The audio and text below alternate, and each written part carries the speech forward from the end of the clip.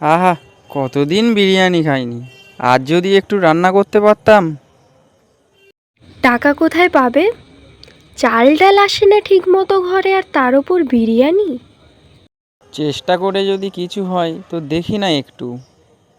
তারপর রমেশ তার মালিকের কাছে যায়, যেখানে সে কাজ করত। করিম ভাই, আমাকে একটু টাকা ধার দেবে? আজ একটু বিরিয়ানি করব ভাবছিলাম বাড়িতে। এই দারিদ্রেও বিরিয়ানি! হাহা, এই নাও 200 টাকা রাখো, নিয়ে যাও। ধন্যবাদ ভাই, ছোট স্বপ্নেও তো সুখ আছে। রমেশ টাকাটা পাওয়ার পর খুশি মনে বাজারের দিকে রওনা দেয়। কসাই ভাই, 50 টাকার একটু মাংস দাও না।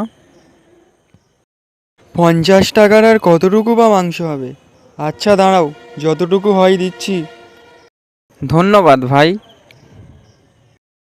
রমেশ সব বাজার শেষ করে এবং আনন্দ সহকারে ঘরের দিকে রওনা দেয়। এই নাও গিন্নি, বিরিয়ানির জন্য সব বাজার।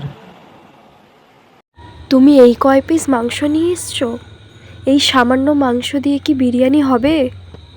বুঝলে গিন্নি, ভালোবাসা মেশালে অল্পতেও খুশি হওয়া যায়। এরপর রমেশের স্ত্রী রমেশের হাত থেকে বাজারের থলিটা নিয়ে খুশি হয়ে বিরিয়ানি রান্না করার জন্যে রান্নাশালের দিকে এগায় এবং রান্না করার পর তারা সপরিবারে মিলে আনন্দ সহকারে বিরিয়ানি উপভোগ করতে থাকে। বাবা, আজ আমাদের বাড়িতেও বিরিয়ানি, কি মজা কি মজা! হ্যাঁ মা, আজ আমাদের সত্যিই বড় খুশির দিন। যে সংসারে ভালোবাসা থাকে, সে সংসারে যদি অভাবও থাকে, তাহলেও দুঃখের কোনো স্থান নেই।